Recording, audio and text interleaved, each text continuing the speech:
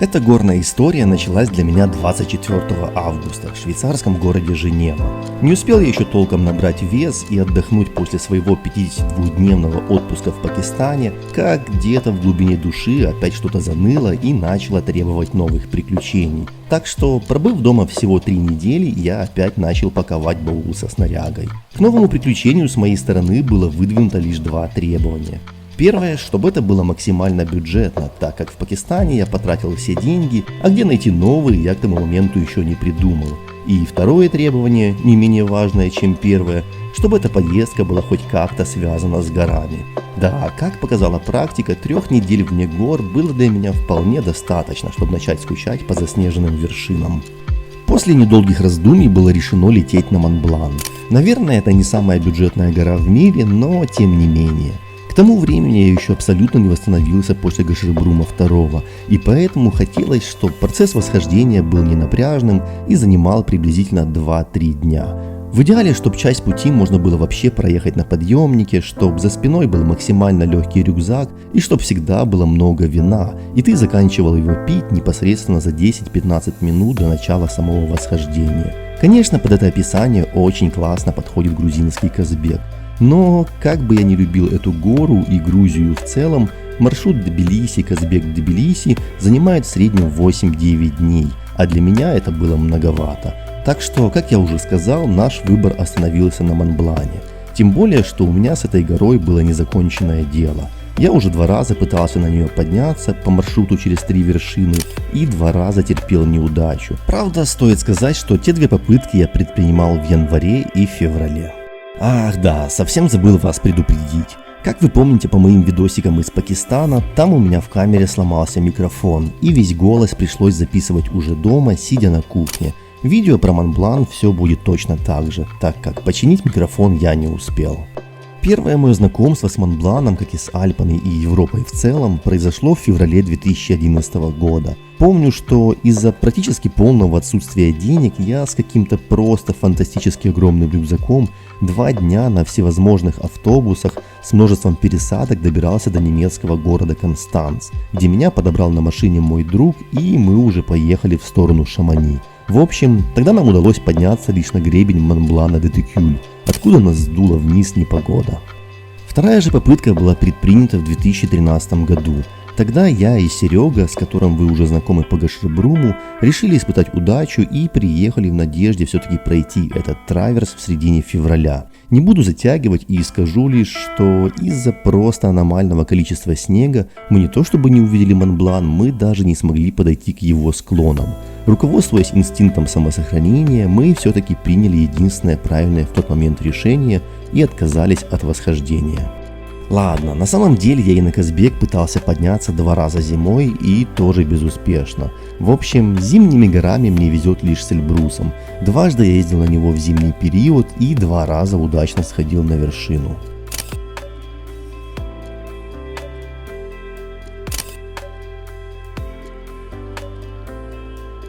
Ну, это все предыстория. Для нас самым дешевым вариантом добраться до Шамани это был перелет из Киева до Женевы, а оттуда уже прямым рейсовым автобусом до Шамани. Автобусы ходят прямо из аэропорта и делают это ежедневно, каждые 2 часа, начиная с 8:25 утра. Автобус доставит вас прямо в центр Шамани, и будет это вам стоить 19 евро в одну сторону. В день ходит от 5 до 7 рейсов в зависимости от сезона. Автобусная контора называется Вибюс, и билеты лучше покупать заранее, через интернет, так как при покупке билетов непосредственно у водителя автобуса стоить они будут дороже на несколько евро. И давайте будем сразу же запоминать, сколько и на что я тратил денег, чтобы в конце вы понимали приблизительную стоимость поездки, и если вы когда-то надумаете ехать на Монблан, чтобы вам было легче планировать свой бюджет. Только считать мы будем действительно необходимые расходы, типа трансферы, проживание, подъемники и так далее. Расходы на питание, вино, сувениры, развлечения в общую сумму мы включать не будем, так как это все довольно индивидуально, и кому-то, типа мне, достаточно выпить вечером бутылку дешевого вина за 2 евро и закусить багетом, а кому-то сходить в ресторан и посидеть там на 200 евросов. Делаем первую запись в нашу бухгалтерскую книгу. Билет на автобус Женева-Шамани-Женева на одного человека обойдутся в 38 евро. Расстояние между Женевой и Шамани 81 километр. Дорога займет приблизительно час 40, и за это время вы сможете полюбоваться живописными видами местной природы и горами, которые все чаще и чаще будут мелькать за окном. Хотя, может быть, там и такие уже живописные виды, просто мне после снегов и ледников Пакистана каждый куст казался фантастическим произведением природы. Приедете вы на автобусную станцию, которая называется Шамани-Сюд. Станция расположена очень удачно и находится практически в центре города, и от нее без проблем можно дойти пешком до того отеля, где вы решите остановиться. Ну а что касается нас, то, как я уже говорил, эту поездку мы пытались провести супербюджетно, так что наш путь лежал не к отелю, а к довольно милому кемпингу, где мы и собирались жить все это время в нашей палатке. Следующий день начался для нас в 7 утра, и ранний подъем был обусловлен совсем не потому, что у нас было много дел и надо было все успеть. Нет, сегодня мы планировали лишь размеренно и лениво бродить по уютным улочкам Шамани. И терять время на сон совсем не хотелось, несмотря на то, что этот город очень компактный, и его можно полностью обойти всего лишь за несколько часов. Мы же, дождавшись, пока откроется ближайший к нам продуктовый магазин, побежали в него, где купили немного фруктов, йогурт для гранулы и пиво, не обращая внимания, что на часах было всего лишь 8 утра. Да, вот именно такая поездка в горы мне и нужна была в тот момент.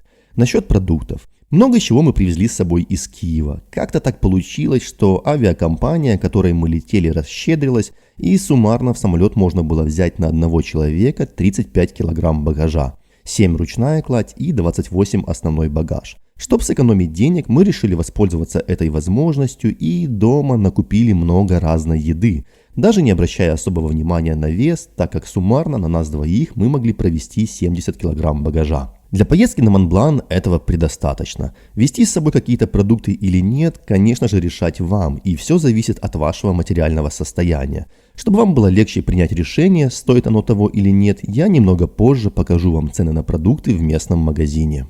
Давайте теперь затронем тему жилья. Перед поездкой мы пытались найти какой-то дешевый отельчик, но, кажется, самая низкая цена на тот момент была что-то около 85 евро за двухместный номер. Нам такой вариант не особо подходил, и стало понятно, что жить мы будем в кемпинге. Забегу немного наперед и скажу, что об этом мы ни разу не пожалели. Кемпинги в Шамани просто суперкомфортные. И огромным плюсом является то, что есть кемпинги, которые находятся в пределах самого города, и от них до центра идти буквально 10 минут. Наш выбор пал на кемпинг под названием Иль-де-Барга, или как-то так оно произносится. С французским у меня не очень, а точнее вообще никак. Конечно же, в большей степени этот кемпинг, впрочем, как и все кемпинги в Европе, рассчитан на автотуристов, но здесь также и предусмотрено немного мест для тех, кто путешествует без машины. В сентябре за ночь, проведенную в нашей палатке, мы платили 18 евро за двоих. Летом это стоит немного дороже, 21 евро с копейками. Для меня стало сюрпризом, что кемпинги, как и гостиницы, принято классифицировать по степени комфорта. Например, во Франции принята звездная классификация кемпингов, но в отличие от отелей, им присваивают от 1 до 4 звезд. Если у кемпинга 1-2 звезды, все достаточно скромно. Гарантируется только необходимый минимум услуг. Это туалет, душевые кабинки, возможно нечто наподобие кухни для приготовления пищи, и на этом, пожалуй, все. Кемпинг с 3 звездочками предполагает дополнительно круглосуточную охрану, Wi-Fi, наличие стиральных машин, место, где можно подзарядить ваши телефоны, детскую площадку, которая пригодится, если вы путешествуете с детьми, и что-то там еще. Наш кемпинг как раз являлся 3-звездочным и включал в себя все вышеперечисленное и много других приятных и продуманных мелочей. Скажу сразу, что в кемпинге есть услуга камеры хранения, и это классно экономит деньги в то время, когда вы уходите на само восхождение. Собираете палатку и все ненужные вещи в баул и сдаете все это на хранение за какие-то совсем небольшие деньги. В итоге вы не платите за те дни, пока вас нет, а ваши вещи находятся под присмотром. Это удобно. Обобщая все вышесказанное, могу смело сказать, если у вас с деньгами не очень, а хотя даже если и очень, и вам просто хочется попробовать что-то новое, то этот кемпинг супер классный и уютный, и я очень-очень его рекомендую.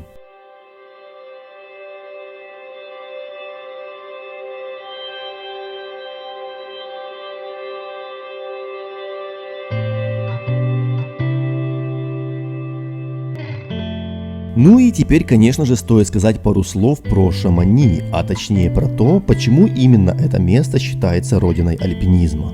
Когда-то давным-давно Шамани был затерянный в Альпийских горах тихой и никому неизвестной живописной деревушкой. Но все начало кардинально меняться в далеком 1760 году, когда сюда приехал известный швейцарский геолог и ботаник по имени Орас Бенедикт де Сюсюр. Он был настолько сражен красотой Монблана, что тут же загорелся идеей взойти на эту вершину. Он считал, что изучение высочайших вершин поможет понять строение Земли и ее атмосферы, а также изучить великие процессы создания мира. Но как человек здравомыслящий, он понимал, что для того, чтобы взобраться на самый пик, нужно знать маршрут. Тогда Сюсюр обратился к местным жителям и с удивлением узнал, что никто из них не знает путь на вершину. Но будущий ученый нашел, как ему казалось, выход из положения, объявив денежное вознаграждение тем, кто сможет первым проложить маршрут к вершине Монблана. Новость об этом была разослана по всем близлежащим деревушкам, но абсолютно не привлекла внимания местных жителей. То ли премия была не очень большой, то ли никто не хотел бросать свое хозяйство на все лето, чтобы ходить-бродить по заснеженным склонам. В общем, желающих в тот момент не нашлось. Но время шло, и в Шамани начали стягиваться богатые путешественники, которые платили местным жителям за то, чтобы они сопровождали группы к леднику Мер-де-Гляс. И лишь с количеством увеличения туристов местные жители осознали, что если будет покорен Монблан, то это привлечет еще больше средств. Многие в тот момент пытались взойти на крышу Альп, но безуспешно. И только 8 августа 1786 года молодой крестьянин Жак Бальма и врач Мишель Габриэль Паккар достигли вершины Монблана. Что интересно, мотивы восхождения у альпинистов, хотя в тот момент они еще не считались альпинистами, так как самого альпинизма не существовало. Не суть. Так вот. Мотивы восхождения у них были совершенно разными. Для Жака восхождение было своего рода авантюрой, и победу в споре с Сюсюром он считал своим единственным выходом из тяжелого материального положения. Деньгами он хотел помочь своей семье, а слава первовосходителя на Монблан помогла бы стать ему профессиональным горным гидом для богатых иностранных туристов. В свою очередь врач Паккар совершенно не претендовал на выигрыш и славу после восхождения. К вершине Монблана он стремился как ученый и исследователь. После успешного восхождения каждый из них получил свою награду от покорения вершины. Жак – деньги и славу, а Паккар смог провести на вершине научные эксперименты и сделать необходимые ему замеры. А потом случилась историческая несправедливость. Пока ученый Паккар описывал в книге историю их совместного с Жаком восхождения, последний рванул за деньгами в Женеву, к Сюсюру. Выслушав рассказ новоиспеченного альпиниста, Сюсюр предложил ему повторить восхождение, на этот раз вместе с ним. И в 1787 году они вместе взошли на вершину Монблана. А далее свою роль сыграли деньги и связи Сюсюра. Именно его и Жака признали первопроходцами, и отныне и во веки веков на главной площади Шамани гостей встречает памятник, установленный в честь Сюсюра и Жака. Имя Паккара было вычеркнуто из истории покорения Монблана. Но справедливость все-таки восторжествовала, хоть и с опозданием. Монумент, посвященный Паккару, был возведен в Шамани в 1932 году, спустя 140 лет после восхождения Паккара на Монблан и спустя 45 лет после возведения монумента Жаку и Сюсюру. В общем, как бы там ни было, это восхождение получило широкий отклик по всей Европе и привлекло в Альпы сотни любителей приключений. Так что можно сказать, что 8 августа 1786 года официально родился альпинизм. С тех пор любители гор отмечают Международный день альпинизма именно в этот день, в день, когда была покорена самая высокая точка Альп. Теперь же давайте поговорим с вами про магазины снаряжения. Даже если вы приедете на Монблан абсолютно без ничего, вы в беде не останетесь. При условии, что у вас с собой будет достаточное количество денег.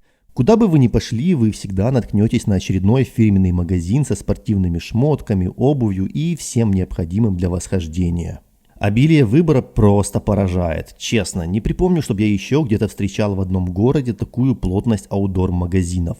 Со всех витрин вас будут завлекать яркими мембранными куртками, какими-то суперлегкими ботинками, огромными скидками и лозунгами про самую качественную снарягу, которая чуть ли не сама занесет вас на вершину Монблана. И пройти мимо очередного магазина порой становится очень сложно.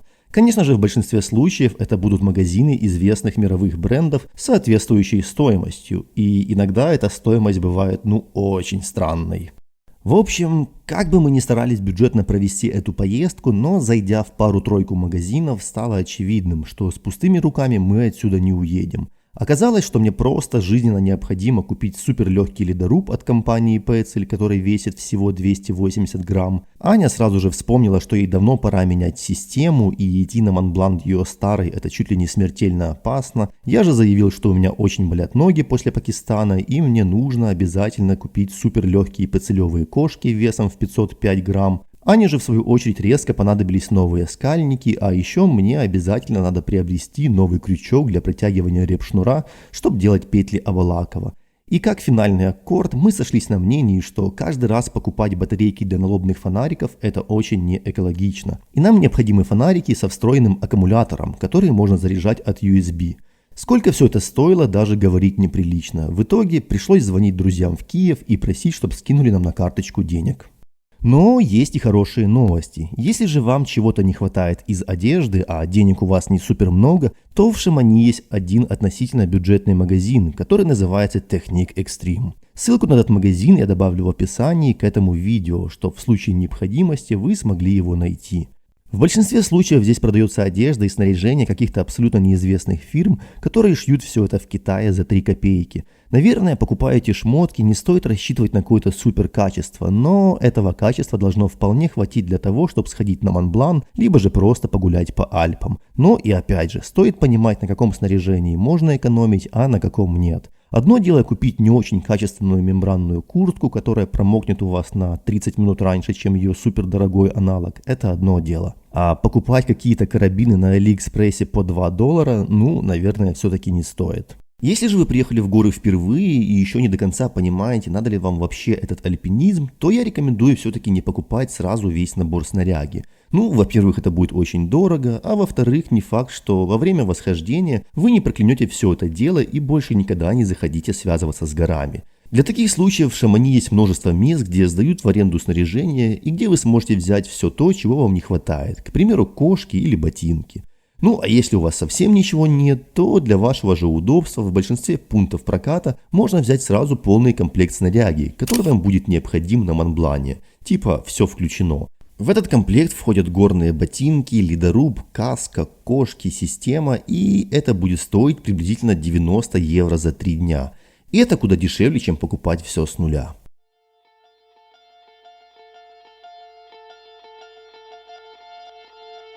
Теперь насчет продуктов. Мне, если честно, сложно дать однозначный ответ, стоит ли с собой что-то везти. Опять же, все зависит от вашего материального положения и есть ли у вас лишнее место в багаже. Наверное, покупать дополнительный багаж в самолете за 40-50 баксов, чтобы привезти с собой какие-то продукты, мне кажется, в этом выгоды будет немного.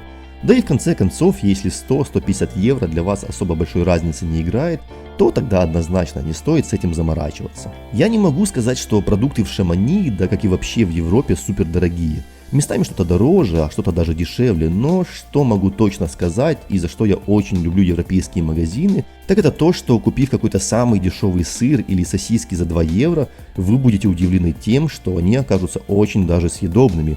А чаще всего про них можно будет сказать, что они вкусные. К сожалению, у нас это не работает.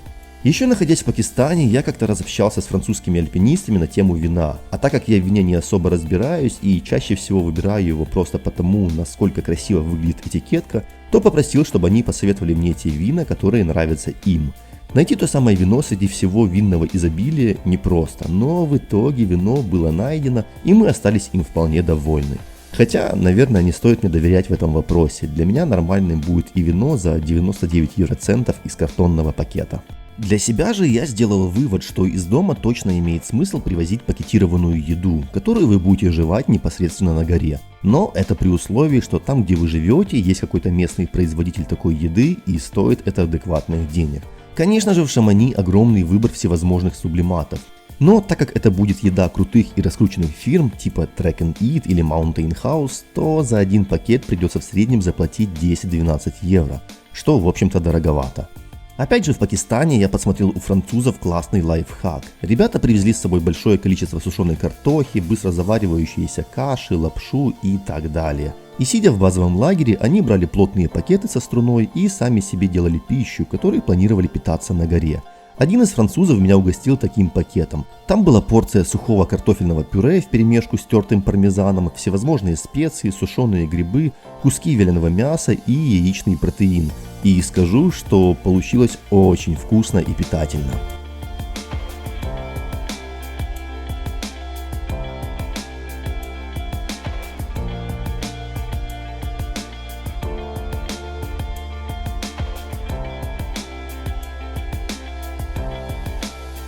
Что еще хочется сказать? Находясь в новой стране или новом городе, я абсолютно никогда не пользовался услугами туристических информационных центров.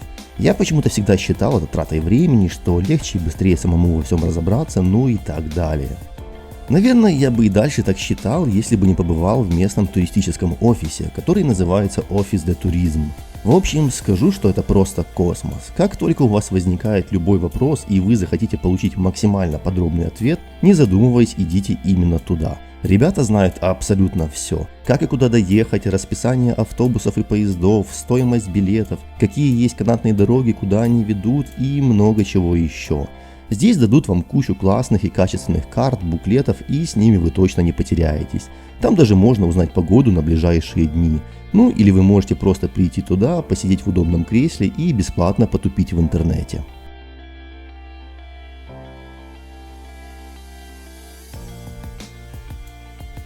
Ну, как-то так мы и провели день в волшебной столице альпинизма. Придя в наш кемпинг, мы как дети радовались нашим покупкам, даже не думая о том, что по приезду домой за все это еще надо будет вернуть деньги. Хотя, по большому счету, мы в данной ситуации не особо-то и отличались от детей. Разница лишь в том, что наши игрушки стоят немного дороже, и приобретение этих же игрушек мы можем отпраздновать пивком, в отличие от детей, которым пиво не продают. Завтра утром мы собирались поехать в поселок Аржентьер, который расположен примерно в 7 километрах от Шамани.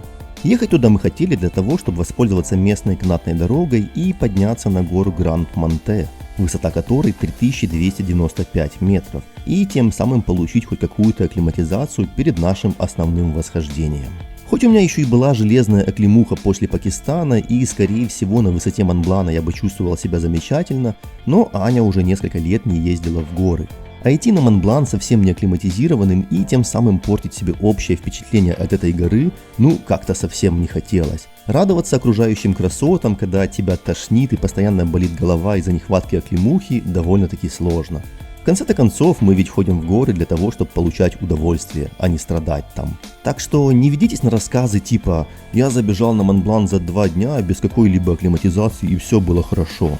Все это очень индивидуально, и некоторые действительно будут себя чувствовать относительно неплохо во время такого забега, но в большинстве случаев подобного плана бегуны ощутят на себе все симптомы недостаточной акклиматизации, и единственной их мыслью во время восхождения будет «ох, черт, как же мне плохо». Так что не жалейте время, ходите в горы безопасно и получайте радость и наслаждение от этого процесса.